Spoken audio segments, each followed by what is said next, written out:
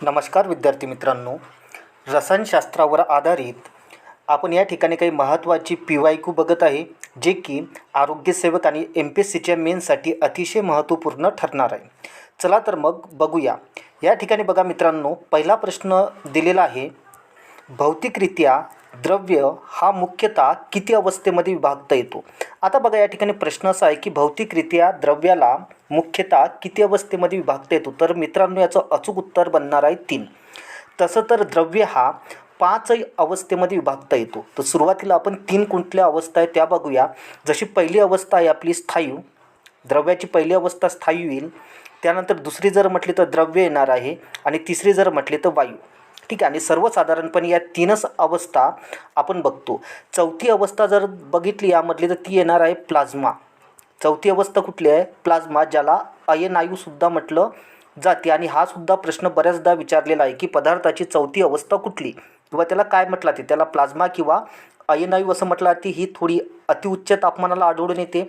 आणि 5वी जर अवस्था जर म्हटलं ती आहे बोस आईन्स्टाईन कंडेन्सेट. ठीक आहे. तशा टोटल 5 अवस्था आहे, पण मुख्यतः जर म्हटलं तर 3 येईल. त्यानंतरचा प्रश्न बघा, डांबरांच्या गोळाचा आकार काही दिवसांनी कमी होतो, याचे नेमकं कारण काय आहे. तर मित्रांनो त्याचं नेमकं कारण आहे संप्लवन. किंवा तुम्हाला असा सुद्धा प्रश्न विचारला जाऊ शकतो, स्थायूचे थेट वायूमध्ये रूपांतर होते त्याला काय म्हटलं जाते. तर त्यालासुद्धा मित्रांनो संप्लवनच म्हटला जाईल. त्यानंतरचा प्रश्न बघा, या ठिकाणी दिलेला आहे, रिकामी जागा वायू -57 डिग्री सेल्सिअसपर्यंत थंड केल्यास, या ठिकाणी पर्यंत रे ना, पर्यंत थंड केल्यास तो स्थायू रूपात जातो, तेव्हा त्याला शुष्क बर्फ म्हणजेच ड्राय आईस असं म्हटलं जाते. तो कोणता वायू? तो मित्रांनो तो वायू आहे कार्बन डायऑक्साईड, म्हणजेच कुठला? CO2 वायूला जर तुम्ही -57 डिग्री सेल्सिअसपर्यंत जर थंड करत असेल तर त्याला शुष्क बर्फ म्हटलं जाईल किंवा मग ड्राय आईस म्हटलं जाऊ शकते. त्यानंतरचा प्रश्न बघा, महत्त्वाचा प्रश्न आहे आरोग्यसेवकसाठी. आणि मित्रांनो हे सर्व प्रश्न तुम्हाला MPSC क्लर्कच्या मेन्ससाठी सुद्धा उपयोगी पडणार आहे. खालीलपैकी कोणते मिश्रण नाही. आता बघा या ठिकाणी मिश्रण म्हणजे काय? 2 किंवा त्यापेक्षा जास्त पदार्थ एकत्र आल्यानंतर, ठीक आहे, आणि त्यामध्ये जर कुठल्याही प्रकारची रासायनिक अभिक्रिया जर होत नसेल तर त्याला मिश्रण असं म्हटलं जाते. परंतु 2 किंवा त्यापेक्षा जास्त पदार्थ एकत्र आले आणि त्याच्यामध्ये जर रासायनिक अभिक्रिया घडून जर येत असेल तर त्याला मिश्रण म्हटलं जात नाही. तर मित्रांनो या ठिकाणी बघा, जसं की खडू हे मिश्रण आहे, मातीसुद्धा मिश्रण आहे आणि हवासुद्धा मिश्रण आहे. तर हे पाणी मिश्रण नाही आहे. तर पाणी काय आहे असा सुद्धा प्रश्न विचारला जाईल. तर मित्रांनो पाणी आहे संयुग. कारण की यामध्ये H2O या दोघांमध्ये जी रासायनिक अभिक्रिया घडून येते त्यालाच काय म्हटलं जाते? मग संयुग, म्हणजे पाणी या ठिकाणी संयुग होणार आहे. त्यानंतरचा प्रश्न बघा, ऑक्सिशोषणामध्ये ऑक्सिजन कोणती मुख्य भूमिका बजावतो. जेव्हा ऑक्सिशोषण होते त्यामध्ये ऑक्सिजन मुख्यतः कोणती भूमिका बजावतो. तर त्याचं अचूक उत्तर येणार आहे मित्रांनो इलेक्ट्रॉन ग्राही. त्यानंतरचा प्रश्न आपण या ठिकाणी बघत आहे, ग्लुकोजमध्ये कार्बनची टक्केवारी किती असते. तर मित्रांनो ग्लुकोजमध्ये कार्बनची टक्केवारी ही 40% असते. त्यानंतरचा प्रश्न बघा, या ठिकाणी अल्फा कणाचा शोध कोणी लावलेला होता. तर मित्रांनो बघा, अल्फा कणाचा शोध लावलेला आहे रुदरफोर्ड या व्यक्तींनी. त्यानंतर बघू आपण, ऑक्सिजन निसर्गता किती, म्हणजे ऑक्सिजनचे निसर्गात किती आयसोटोप्स आढळतात किंवा किती आयसोटोप्स आहे असा सुद्धा तुम्हाला प्रश्न विचारला जाऊ शकतो. आयसोटोप्स म्हणजे या ठिकाणी मित्रांनो होईल समस्थानिके. आता या ठिकाणी बघा, समस्थानिके म्हणजे काय? सुरुवातीला आपण ही गोष्ट जाणून घेऊ. समस्थानिके म्हणजे असे मूलद्रव्य की ज्याची ॲटॉमिक नंबर हा सेम राहील, म्हणजे अणुअंक हा सारखा राहील आणि ॲटॉमिक मास नंबर हा वेगळा राहील, म्हणजे त्याचा अणुवस्तुमानांक वेगळा राहील. तर मित्रांनो या ठिकाणी ऑक्सिजनचे जे समस्थानिके आहेत हे 3 आहे. म्हणजे या ठिकाणी यांचा जो ऑक्सिजनचा जो समस्थानिक आहे, म्हणजे जो ॲटॉमिक नंबर आहे, ह्या तिन्ही ठिकाणी कसा राहील? सेम राहणार आहे. परंतु याचा ॲटॉमिक मास नंबर हा कसा राहील? वेगवेगळा राहील. याला म्हटलं ते समस्थानिके. याच पद्धतीचे कार्बनचे सुद्धा 3 समस्थानिके दिलेली आहे. हायड्रोजनचे सुद्धा या ठिकाणी 3 समस्थानिके आहे. त्यानंतरचा प्रश्न बघा मित्रांनो, किरणोत्सारी समस्थानिके आणि त्याचा उपयोग दिलेला आहे. तर बघा आता युरेनियम ही किरणोत्सारी एक समस्थानिक आहे. तर याचा उपयोग कशासाठी केला जातो? तर याचा उपयोग अणुभट्टीमध्ये केला जाईल. कोबाल्टसुद्धा या ठिकाणी समस्थानिक आहे, किरणोत्सारी समस्थानिक, याचा वापर केला जाईल कर्करोगावरील उपचारासाठी. त्याच पद्धतीने आयोडीनसुद्धा एक किरणोत्सारी समस्थानिक आहे, याचा उपचार केला जाईल गायटोरोलिर उपचार म्हणजे जो गलगंड असते त्याच्या उपचारासाठी. आणि कार्बन जर म्हटलं तर याचासुद्धा वापर केला तो अश्माचे वय चेक करण्यासाठी. तर मित्रांनो या ठिकाणी C14 जे आहे तर ते पुरातन वस्तूचं म्हणजे अश्माचं वय ओळखण्यासाठी वापरला जातो. त्यानंतर बघा हायड्रोजन या मूलद्रव्याचे वैशिष्ट्य कोणते आहे. तर बघा मित्रांनो हायड्रोजन जो मूलद्रव्य आहे तर याचं वैशिष्ट्य नेमकं काय आहे. याचा ॲटॉमिक नंबर जर म्हटलं तर मित्रांनो 1 आहे आणि एक वैशिष्ट्य याचं असं आहे की यामध्ये न्यूट्रॉन नसतो. म्हणजे याचा ॲटॉमिक नंबर आणि ॲटॉमिक मास नंबर हे दोन्ही काय आहे सेम आहे. मित्रांनो हायड्रोजनचे सुद्धा 3 समस्थानिके आहे. जसं की हायड्रोजनचा हा एक होईल, त्यानंतर हा दुसरा आणि हा झाला तुमचा तिसरा, ज्याला प्रोटियम, ड्यूटेरियम आणि एक ट्रिटियम असं म्हटलं जाईल. नंतरचा प्रश्न बघा मित्रांनो या ठिकाणी मूलद्रव्याची समस्थानिके म्हणजे काय. जसं की मी तुम्हाला पूर्वीच सांगितलेलं आहे समस्थानिके म्हणजे काय, ज्याचा अणुअंक म्हणजेच अनुक्रमांक सारखा परंतु अणुवस्तुमानांक काय राहील भिन्न. म्हणजे याची जी खालची जी संख्या राहील, जसं आपण या ठिकाणी हायड्रोजनच घेऊ तर या ठिकाणी याचा जो खालची जी संख्या आहे जसा की अणुअंक हा सेम राहील आणि याचा ॲटॉमिक नंबर जर म्हटलं तर हा या ठिकाणी काय राहणार आहे भिन्न राहणार आहे. म्हणजे अणुअंक सारखा परंतु अणुवस्तुमानांक भिन्न त्याला म्हटलं जाते समस्थानिक.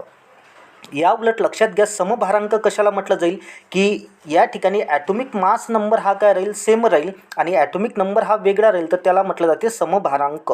दोन्ही गोष्टी तुमच्या व्यवस्थित लक्षात आलेल्या असेल. त्यानंतरचा प्रश्न बघा मित्रांनो या ठिकाणी पूर्ण अष्टक असलेले मूलद्रव्य कोणते. आता बघा मित्रांनो जेवढे की आपण मूलद्रव्य बघत आहेत हा प्रत्येक मूलद्रव्य आपली स्वतःची द्विक स्थिती किंवा अष्टक स्थिती पूर्ण करण्याच्या प्रयत्नामध्ये असतो. आता बघा अष्टक स्थिती पूर्ण झालेले जे मूलद्रव्य आहे या ठिकाणी अष्टक म्हणजेच या ठिकाणी द्विकसुद्धा आपण घेऊ शकतो. म्हणजे कोणते असे मूलद्रव्य आहे की ज्यांची अष्टक स्थिती पूर्ण आहे किंवा मग द्विक स्थिती पूर्ण आहे. तर बघा मित्रांनो तर या ठिकाणी जे हेलियम आहे तर याची अष्टक स्थिती नाही तर याची द्विक स्थिती काय आहे पूर्ण आहे. ठीक आहे. म्हणजे यातून जर तुम्हाला वेगळा घटक काढायचा असता तर तो हेलियम बाहेर निघाला असता. परंतु निऑन, अर्गॉन, क्रिप्टॉन, झेनॉन आणि रेडॉन या सर्वांची अष्टक स्थिती काय आहे पूर्ण आहे. याला निष्क्रिय वायूसुद्धा म्हटलं जाते, नोबेल गॅसेससुद्धा म्हटलं जाते. परंतु वेगळा जर काढायचा असता तर आपला हेलियम निघाला असता कारण की याची द्विक स्थिती पूर्ण झालेली आहे. त्यानंतरचा प्रश्न बघा मित्रांनो अनुक्रमांक म्हणजे काय हा ऑलरेडी आपला आताच झालेला आहे. प्रोटॉनची संख्या किंवा इलेक्ट्रॉनची संख्या जर म्हटलं तर याला अनुक्रमांक असं म्हटलं जाते. आणि आपण मगाशी समस्थानिके बघितलेला होता. अनुक्रमांक म्हणजे काय तर मी तुम्हाला थोडं डिटेल्समध्ये क्लिअर करून देतो. जसं की या ठिकाणी हा काय एक अणू आहे, याच्यामध्ये केंद्रक राहील आणि केंद्रकाच्या आतमध्ये प्रोटॉन असते, केंद्रकाच्या बाहेर जर म्हटलं तर इलेक्ट्रॉन, प्रोटॉनसोबत आतमध्ये न्यूट्रॉनसुद्धा असते. आता अनुक्रमांक कशाला म्हटलं जाईल तर प्रोटॉन किंवा इलेक्ट्रॉनची संख्या, एक तर तुम्ही प्रोटॉन घ्या किंवा इलेक्ट्रॉन घ्या तर याच्या संख्येला अणुअंक असं म्हटलं जाते. मग त्यानंतर अणुवस्तुमानांक जर म्हटलं तर मग अणुवस्तुमानांकाची जी व्याख्या ही काय बनणार आहे तर अणुवस्तुमानांक प्रोटॉन प्लस न्यूट्रॉनची जी संख्या राहील तर त्याला म्हटलं ते अणुवस्तुमानांक. त्यानंतरचा प्रश्न बघा मित्रांनो इलेक्ट्रॉनचा शोध कोणी लावलेला होता. तर मित्रांनो बघा इलेक्ट्रॉनचा जो शोध करतायत ते आहे सर जे थॉम्सन. मित्रांनो जे थॉम्सन यांनीच प्लम पुडिंगचा सिद्धांतसुद्धा मांडलेला होता. त्यानंतर बघा आता जसं की तुम्हाला इलेक्ट्रॉन, प्रोटॉन आणि न्यूट्रॉन असे वेगवेगळे विचारले जाऊ शकते. तर आपण या ठिकाणी बघा एक शॉर्टकट आहे जसं की ईट पर नाच असं लक्षात घ्या. आता बघा जर म्हटलं तर इलेक्ट्रॉन आणि शोधकर्ता जर म्हटलं तर तो राहील थॉम्सन म्हणजे या ठिकाणी ईट होऊन जाईल. जर म्हटलं तर या ठिकाणी प्रोटॉन होईल आणि याचा शोधकर्ता जर म्हटलं तर रुदरफोर्ड म्हणून या ठिकाणी परचं काय येईल प्रोटॉन आणि रुदरफोर्ड. त्यानंतर नाचसाठी बघा तर या ठिकाणी एन घ्यायचा आहे तुम्हाला न्यूट्रॉनचा आणि जर म्हटलं तो राहील चॅडविकचा. म्हणजे इलेक्ट्रॉनचा शोधकर्ता जर म्हटलं तर जे थॉम्सन, प्रोटॉनचा जर म्हटलं तर रुदरफोर्ड आणि न्यूट्रॉनचा जर म्हटलं तर चॅडविक. त्यानंतर बघूया मित्रांनो या ठिकाणी आधुनिक आवर्त सारणीमध्ये मूलद्रव्यांची मांडणी ही त्याच्या रिकामी जागानुसार करतात. आता बघा जे आधुनिक आवर्त सारणी मांडलेली होती मोस्ले यांनी, आधुनिक जी आवर्त सारणी आहे ही हेनरी मोस्ले या व्यक्तीनं मांडलेली आहे. तर ही कशानुसार मांडलेली आहे तर मित्रांनो ही मांडली त्याच्या अणुअंकानुसार, ॲटॉमिक नंबरच्या चढत्या क्रमानुसार. कशानुसार मांडले आहे ॲटॉमिक नंबरच्या चढत्या क्रमानुसार म्हणजेच अणुअंकाच्या चढत्या क्रमानुसार. त्यानंतरचा प्रश्न बघा मित्रांनो या ठिकाणी न्यूलँड्सनी त्यांच्या अष्टकामध्ये किती मूलद्रव्याची मांडणी केलेली आहे. न्यूलँड्स या व्यक्तीने अष्टकांचा नियम सांगितलेला होता आणि यामध्ये त्यांनी 56 मूलद्रव्यांची काय केली आहे रचना केलेली होती. किती मूलद्रव्यांची? 56 मूलद्रव्यांची रचना केली आहे. त्रिके कोणाचे आहे असा सुद्धा तुम्हाला प्रश्न विचारला जाईल. तर मित्रांनो ती आहे डोबेरायनर.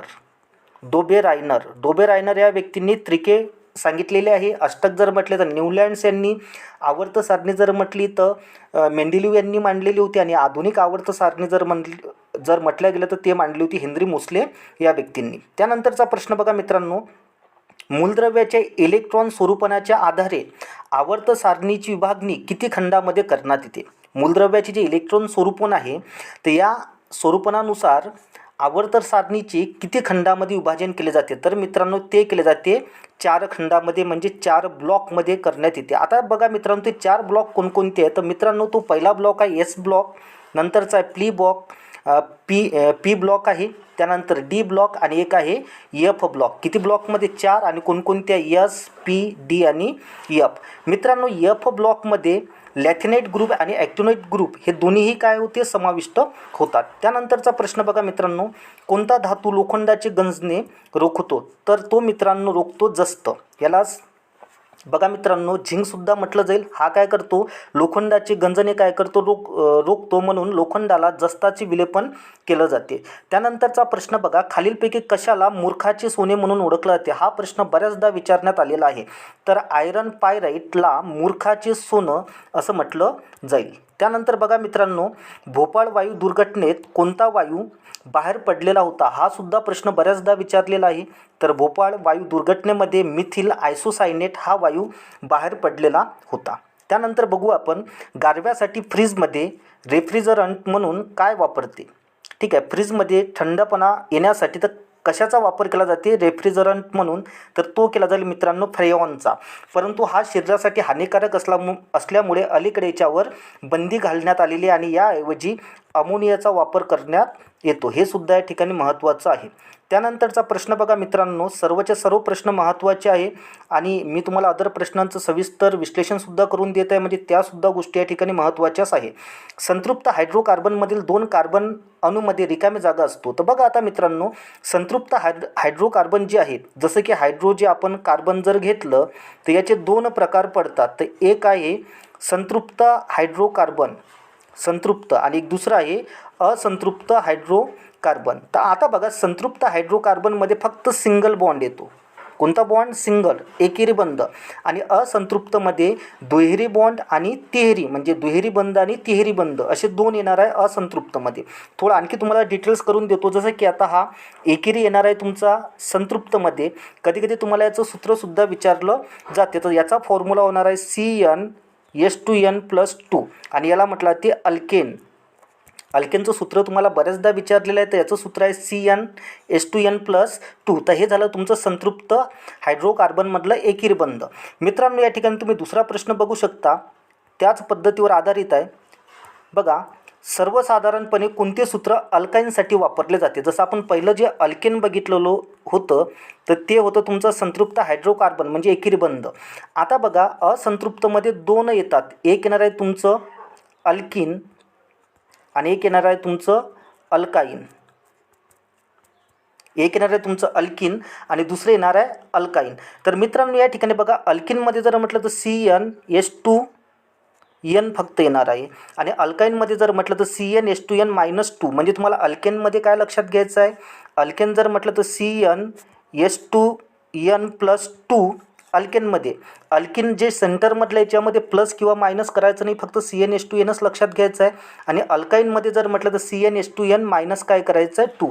हे तिन्ही प्रश्न बऱ्याचदा पेपरला विचारण्यात आलेले आहेत. तर याला सविस्तर तुम्ही बघू शकता. त्यानंतर बघा मित्रांनो, नैसर्गिक वायूमध्ये कशाचे प्रमाण मुख्यत्वे करून असते? तर मित्रांनो ते राहते मिथेनचे, CH4चे. याचं प्रमाण मुख्यत्वा करून यामध्ये आढळते. त्यानंतर बघा, जर द्रावणाचा pH 1 पासून 4 पर्यंत वाढवल्यास त्यातील हायड्रोजनची तीव्रतेमध्ये काय फरक पडते? तर बघा मित्रांनो या ठिकाणी जर आपण pH जर स्केल जर बघितले तर यामध्ये सेंटरमध्ये तुमचा 7 राहील, इकडे मग 8, 9, 10. तर हे राहणार आहे तुमचं 14 पर्यंत आणि हे राहील तुमचं इकडे 0 पर्यंत. ठीक आहे. तर मित्रांनो या ठिकाणी बघा, 7 जर म्हटलं तर एखाद्या पदार्थाचा pH जर 7 असेल तर ते उदासीन राहणार आहे. आणि या ठिकाणी बघा मित्रांनो, जर pH 1 पासून ठीक आहे. कुठून? 1 पासून लक्षात घ्या. 1 पासून जर तुमचं काय होईल, जर तुम्ही 4 पर्यंत जर वाढत जर जात असेल तर यामध्ये हायड्रोजनची जी तीव्रता आहे ही कमी कमी होणार आहे, कारण की तो इकडे काय करत आहे, प्रवास करत आहे. आणि हेच जर आपण जर 7 पासून जर 4 पर्यंत जर म्हटलं असतं तर यामध्ये हायड्रोजनची तीव्रता काय झाली असती, वाढलेली असती. इकडे जर आपण जर गेलो तर या ठिकाणी OHची तीव्रता काय होणार आहे, वाढणार आहे. त्यानंतरचा प्रश्न बघा मित्रांनो, या ठिकाणी कोणत्या पदार्थाचा पेट्रोलियमच्या शुद्धीकरणासाठी वापर केला जातो? तर मित्रांनो तो केला जातो धुन्याचा सोडा. याला सोडियम कार्बोनेटसुद्धा म्हटलं जाते. याला काय म्हटलं जाईल? सोडियम कार्बोनेट म्हणजेच धुन्याचा सोडा. पेट्रोलियमच्या शुद्धीकरणासाठी कशाचा वापर? धुन्याचा सोडा. आणि याचं सूत्र जर म्हटलं तर Na2CO3 येणार आहे. त्यानंतरचा प्रश्न बघा मित्रांनो, केक व पाव हलके व सछिद्र बनवण्यासाठी कशाचा उपयोग करतात? तर मित्रांनो यामध्ये केला जाईल सोडियम बाय कार्बोनेटचं. याचं सूत्र आहे NaHCO3, सोडियम बाय कार्बोनेट. मित्रांनो याला सोडियम हायड्रोजन कार्बोनेटसुद्धा म्हटलं जाते. ह्या हायड्रोजन संदर्भात सुद्धा आता अलीकडेच वनरक्षकमध्ये प्रश्न विचारण्यात आलेला होता. त्यानंतर बघा मित्रांनो, जेव्हा द्रावणाचा pH मूल्य 7 असते तेव्हा द्रावण कसे राहील? मी तुम्हाला आताच सांगितलेलं होतं की द्रावण ते उदासीन राहणार आहे. त्यानंतरचा प्रश्न बघा, एसिटिक ॲसिडच्या विरल द्रावणाला काय म्हटलं जाते? तर मित्रांनो याला म्हटलं ते व्हिनेगार. किंवा व्हिनेगार कशामध्ये आढळून येते? तर उत्तर बनेल तुमचं ॲसिटिक ॲसिड. त्यानंतरचा प्रश्न बघा मित्रांनो, सूर्यापासून मिळणारी ऊर्जा ही खालीलपैकी कशी प्राप्त होते? सूर्यापासून जी आपल्याला ऊर्जा प्राप्त होती ती ही कशा पद्धतीची प्राप्त होते? तर मित्रांनो याचं अचूक उत्तर बनणार आहे अणुच्या केंद्रकाचे एकत्रीकरण करून. या ठिकाणी बघा मित्रांनो, या ठिकाणी हायड्रोजनचे 4 अणुकेंद्रक असतात आणि 4 पासून तुमचं हेलियमचं एक अणुकेंद्रक तयार होते. म्हणजे या ठिकाणी सुरुवातीला काय होते, सम्मेलन होते. म्हणजे सम्मेलनावर आधारित काय करणार आहे, काम करणार आहे. म्हणून या ठिकाणी केंद्राचे एकत्रीकरण म्हटलेलं आहे. त्यानंतरचा प्रश्न बघा, अणुभट्टीमध्ये होणारी ऊर्जा कशी निर्माण होते? तर अणुभट्टीमध्ये मित्रांनो विखंडनाद्वारे ऊर्जा काय होते, निर्माण होते. या ठिकाणी तुम्ही अणुभट्टी आणि अणुबॉम्ब जर म्हटलं तर केंद्रीय विखंडन. त्या ठिकाणी तुम्ही जर सूर्य, ठीक आहे, अगोदरचा जो प्रश्न बघितला त्यामध्ये सूर्य म्हणा किंवा हायड्रोजन बॉम्ब म्हणा, तर यामध्ये काय कराल तुम्ही, एकत्रीकरण लक्षात घ्यायचं. म्हणजेच काय, सम्मिलन. अणुकेंद्र किंवा अणुबॉम्ब जर म्हटलं तर विखंडन, सूर्य किंवा हायड्रोजन जर म्हटलं तर सम्मिलन. कारण की सूर्यामध्ये सुद्धा हायड्रोजन असते आणि हायड्रोजन बॉम्बमध्ये सुद्धा असते. त्यानंतरचा प्रश्न बघा मित्रांनो, कोणते किरणोत्साराची SI पद्धतीत एकक आहे? तर मित्रांनो ती आहे बेक्वेरेल. किरणोत्साराचे SI पद्धतीत एकक जर म्हटलं तर ते येणार आहे बेक्वेरेल. मित्रांनो निश्चितच तुम्हाला हा व्हिडिओ आवडलेला असेल.